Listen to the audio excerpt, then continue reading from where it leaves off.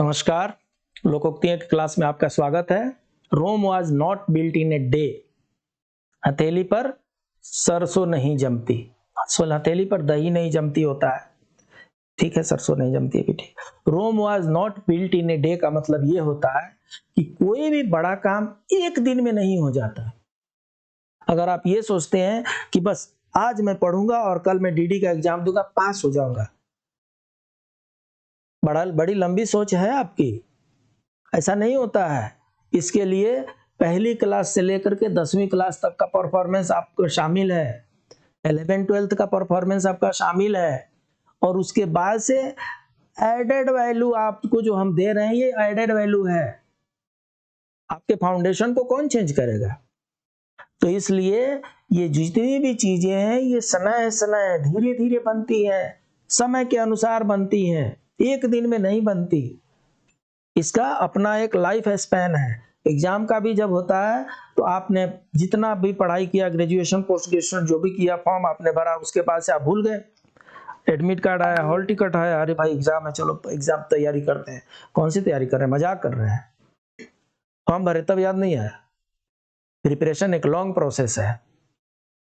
Rome was not built in a day.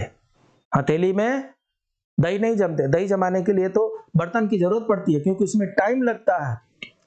Life में जितनी भी मजबूत चीजें आपने हासिल की है, सब में टाइम लगता है। बिना टाइम खपाए कुछ नहीं मिलता, क्योंकि हथेली पर दही नहीं जमती है। Save life save all. जान बची लाखों उपाय। कई बार ऐसा होता है कि पॉकेट से किसी ने पैसे मार लिए, किसी ने छीन लिए, कुछ बर्बाद हो गया, कुछ नुकसान हो गया, तकलीफ तो होती है। लेकिन सिर्फ पैसे छीने उसने जान नहीं ली है। अगर जान बची है फिर से पैसे हो जाएंगे। तो इसीलिए कहा जाता है कि जान बची लाख उपाय। अगर ये लाइफ ही नहीं है, कौन सी गाड़ी, कौन सा घर, कौन सा ऑफिस, कौन से पैसे, ये they all are related to my life. अगर मेरी जान है तो ये सब कुछ है, और अगर जान ही नहीं है तो इसको कोई और भोगेगा, हम तो है ही नहीं। तो इसलिए जान बची लाख उपाय। सी विच वे विंड ब्लोस। ऊंट किस करवट बैठता है। कहने का मतलब ये होता है कि कई बार सिचुएशन ऐसा होता है कि आदमी को समझ में नहीं आता कि ये होने वाला है कि वो होने वाला है, ऐसा होने वाला है कि वैसा होने वाला है। बड़ी दुविधा की स्थिति बनी रहती है, और ऐसे में आदमी को समय के साथ धैर्य लेकर के बैठना पड़ता है, देखना पड़ता है कि देखें इसके बाद से क्या होता है। और उसको बोलते हैं ऊंट किस करवट बैठता है। Self praise is no recommendation. अपने मुंह मिट्ठू बनना, अपने मुंह मियां मुट्ठू। सो इसमें क्या है, self praise is no recommendation. अपनी प्रशंसा करना कोई बहुत बड़ी बात नहीं है।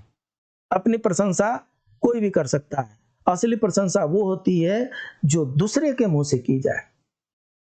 अगर मैं ये कहूं कि 1 वीक में एसएसओ प्रोबेशन क्लियरेंस एग्जाम का हमने प्रिपरेशन कराया, और जो भी मैंने प्रिपरेशन कराया उसी में से लोगों का आया, और लोगों की जो सक्सेस प्रोबेबिलिटी है उसको हमने इंक्रीज कर दिया। अगर मैं अपने मुंह से कहता हूं तो ये हो जाएगा अपने मुंह मियां मिट्ठू बनना। अगर यही बातें संजय जी कहें, कोई शिवानी कहें, कोई रितिका जी कहें, कोई रमेश जी कहें, इसी बातों में दम हो जाता है कि हाँ भाई ये लोग अब इसके बाद से सुनने में आएगा, कॉल करेंगे, कोई रितिका जी बोलेंगी सर आपने 1 हफ्ते का जो क्लास कराया उससे हमें बहुत कॉन्फिडेंस बिल्टअप हुआ, और वो जो आपने जो हेवियस कॉर्पस का जो आपने उतना अच्छे से समझाया था, अगर आप उतने अच्छे से नहीं समझाते तो हम तो उतना लंबा लिख भी नहीं पाते। तो इसलिए आपने 1 हफ्ते में 3 साल वाला क्लास करा दिया। अगर ये बातें कैंडिडेट की तरफ से आती है, उसमें दम है, उसकी वैल्यू है, उसकी सोशल रिकॉग्निशन है। और वही चीजें अगर मैं दिन भर पीटता रहूं, कहता रहूं, लोग बोलेंगे अपनी शेखी बगाड़ते रहते हैं, अपने मुंह से अपनी बखान करते रहते हैं। इसलिए काम ऐसा कीजिए जिससे दूसरी आपकी प्रशंसा कर सके, लोग स्वयं ही आपकी प्रशंसा करने से रोक न पाए, आप प्रशंसा के मोहताज न बने। जिसको प्रशंसा करने आती होगी वो कर लेगा, और जिसको प्रशंसा करने नहीं आती उस कंजूस से प्रशंसा की क्या उम्मीद लगा सकते हैं। अपने काम पर, अपने कर्तव्य पथ पर चलते रहिए। Strike while the iron is hot, मौका न चुकना चाहिए। इसमें जो इंग्लिश वाला है strike while the iron is hot, होता यह है कि अगर आयरन है, मेटल है, और मेटल से अगर आपको कोई चीज बनानी हो तो सबसे पहले उसको गर्म करना पड़ता है, और जब ज्यादा गर्म हो तभी उस पर पीटिए, पीटने से वो फैलेगा। जो आप बनाना चाहते हैं, मोल्ड करना चाहते हो, ऐसे कर सकते हैं, ठंडे पे नहीं कर सकते हैं। तो इसी तरीके से सब कुछ का एक अवसर होता है, एक अपॉर्चुनिटी होती है, एक टाइम होता है। आपको उस अपॉर्चुनिटी पे अगर उस काम को कीजिए तो सक्सेस प्रोबेबिलिटी इंक्रीजेस मल्टीफोल्ड, और अगर आप मौका चूक गए तो फिर माफ कीजिएगा, आपको इंतजार करना पड़ेगा लोहे को गर्म होने का। फिर जब मौका आएगा उसी समय आपको उसमें सफलता मिलेगी, उसी समय आपका कार्य बनेगा। इसलिए जिन लाइफ में बहुत कम ऐसे अवसर मिलते हैं जब आयरन हॉट होता है। आयरन अगर हॉट है, मार दीजिए हथौड़ा, कर लीजिए अपने आगे वाली बात, आपका सक्सेस मिल जाएगा। The nearer the church, the farther from God. दिए तले अंधेरा, ऐसा देखा गया है कि दिए तले अंधेरा का मतलब प्रैक्टिकली भी ऐसा होता है। दीपक जो होता है, दीपक के नीचे जो होता है अंधेरा होता है, ये प्रैक्टिकल रियली भी चीज है। तो इसमें क्या, nearer the church the farther from the God. बहुत लोग मंदिर के पास होते हैं और भगवान से बड़ी दूर होते हैं, उनको घंटे की ध्वनि बड़ी खराब लगती है। ये भी थ्योरिटिकल हो गया। प्रैक्टिकल चीज ये हो गया कि कई बार ऐसा होता है कि जहां पे सबसे ज्यादा प्रकाश होना चाहिए उसके जस्ट पीछे अंधेरा है। कहने का मतलब यह है कि जहां हमें लगता है कि यहाँ पर ज्ञान का भंडार है, कहीं ऐसा तो नहीं कि वहीं पे अंधकार भी छाया हुआ है। तो जहां कहीं भी दिया दिख रहा है उसके दिए के तले में अंधेरे भी होने की गुंजाइश है, इसलिए उसके तले को भी ध्यान देना है। The cowl does not make a monk, गेरुए कपड़ों से कोई साधु नहीं हो जाता। कहने का मतलब यह है कि सिर्फ बनावटी कपड़ों से, बनावटी रंग रूप से कोई असली नहीं बन जाता। गेरुआ कपड़ा साधु लोग पहनते हैं, सेफ्रॉन कलर का, नॉर्मली साधु लोग सेफ्रॉन कलर पहनते हैं। ये एक स्टेटमेंट हो गया, साधु लोग सेफ्रॉन कलर पहनते हैं, ये एक स्टेटमेंट हो गया। क्या सारे लोग जो सेफ्रॉन कलर पहनते हैं वो साधु होते हैं? ये दूसरा स्टेटमेंट हो गया, और शायद दूसरा स्टेटमेंट का आंसर है कि नो।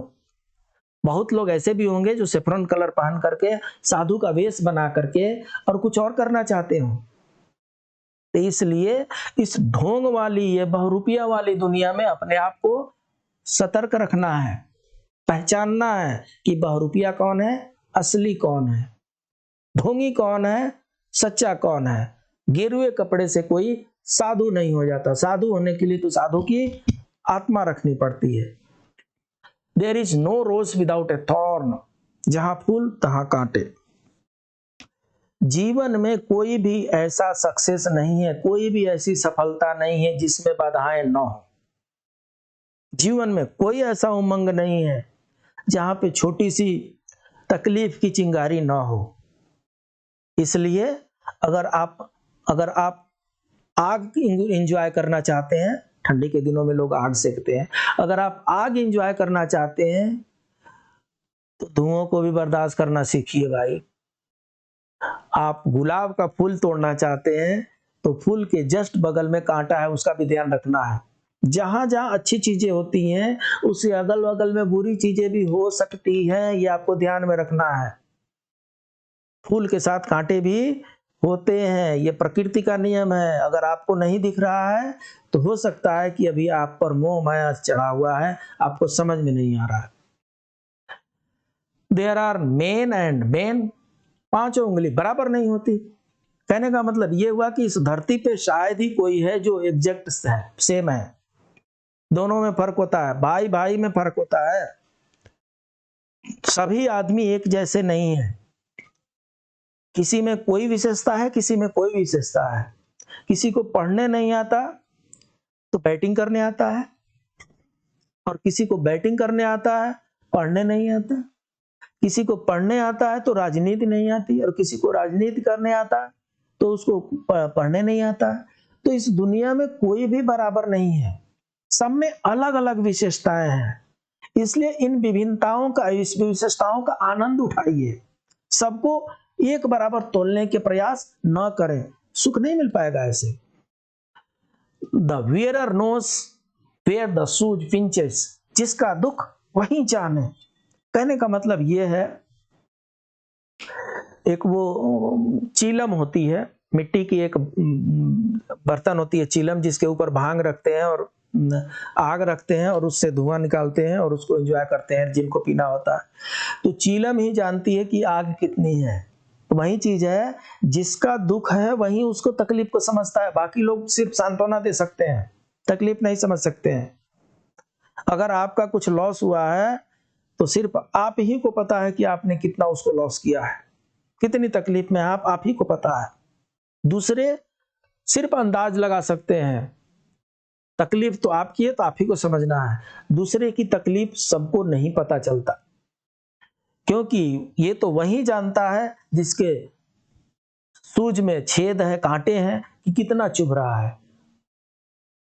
दूसरे का जो पीड़ा होता है वो दूसरा नहीं समझ पाता है, और पीड़ा स्वयं को ही समझ में आता है। दूसरे लोग सिर्फ सांत्वना दे सकते हैं, इसलिए उस पीड़े का उपाय भी आप ही को करना है। पीड़ा हो ही ना ऐसा प्रयत्न करना है। बढ़िया से तैयारी कीजिए और पीड़ा की नौबत ना आए, सफलता की नौबत आए और सफलता मिले, और उसके बाद से हम लोग काजू कतली बांट करके सेलिब्रेशन करें। ठीक है, मिलते हैं अगले क्लास में। तब तक के लिए नमस्कार।